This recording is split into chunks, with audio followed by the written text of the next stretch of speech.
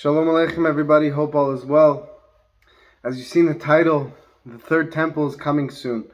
And it's not random that today this video is being posted. It is directly connected to the time of year, and specifically connected to the time of year on this specific year as we approach the Messianic era and prophecy is unfolding before our eyes.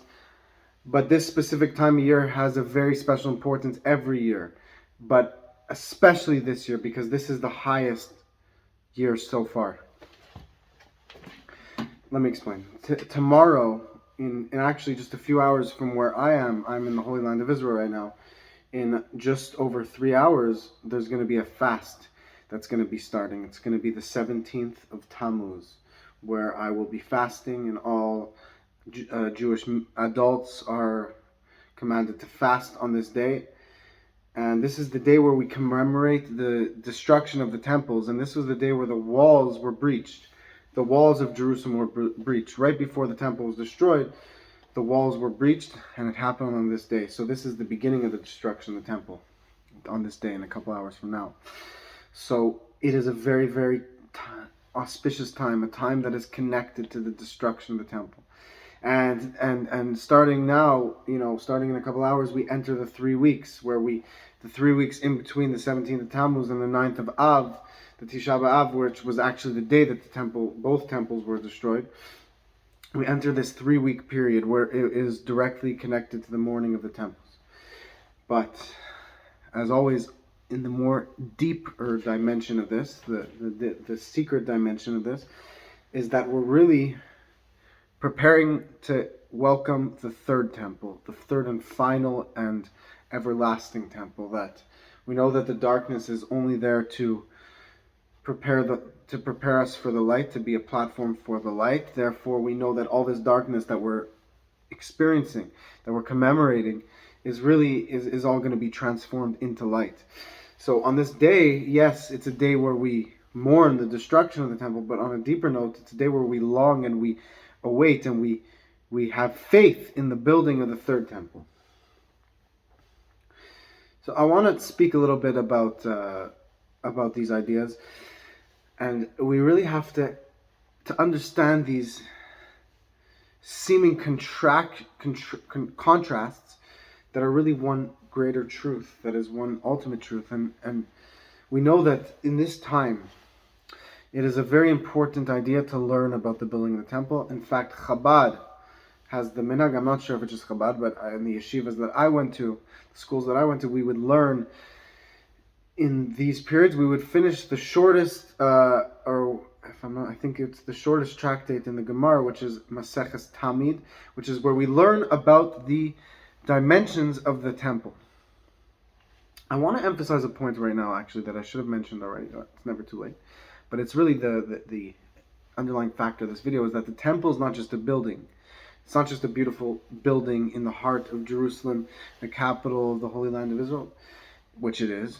But on a deeper note, a much deeper note, it is the interface between heaven and earth. It is the pathway, the gateway between godliness and physicality, between heaven and earth, and actually beyond heaven and earth, between the revelation of God and the world, that it all gets channeled through the temple, through Jerusalem, and from there it spreads forth throughout the whole world. Therefore, when we mourn this building, we're not just mourning a gorgeous, massive building that shows our pride and our nationality and our pride, and our it's much more than just a building that shows our pride. It is a building. We are mourning that there's been a stoppage, a hiddenness to this revelation of God that was taking place to this building. Like, I can't emphasize this enough. It's like the oxygen being cut off. It's like a scuba diver's oxygen being cut off, so to speak. Of course, we know God is here with us as much as before, and He's always here, no matter what. That in truth, even when the temple is destroyed and when the temple is fully revealed, God is completely here and there's nothing else besides Him.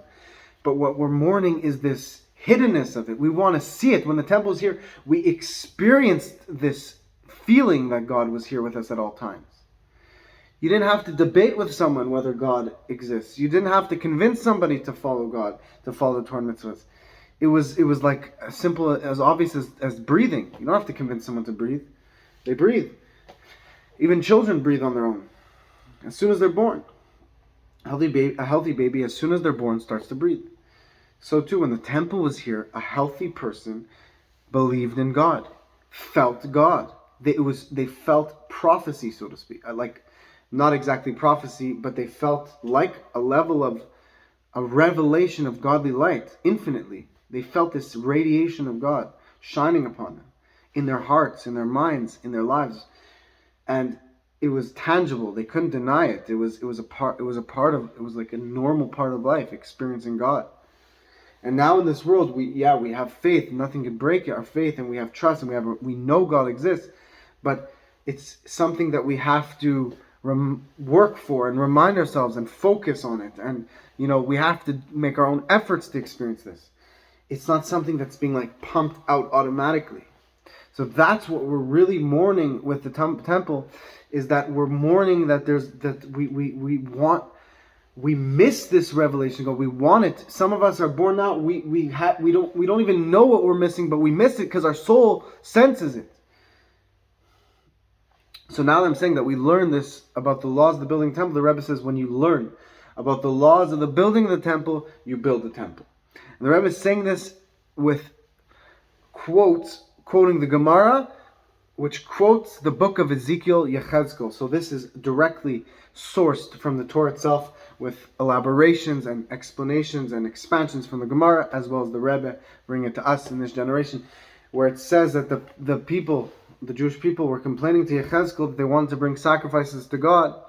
And Yechezkel said, because the temple was destroyed, and Yechezkel said, learn about the sacrifices, learn the Torah, learn the laws, and study about the sacrifices, and study about the temple, and God will consider it as if you brought the sacrifice.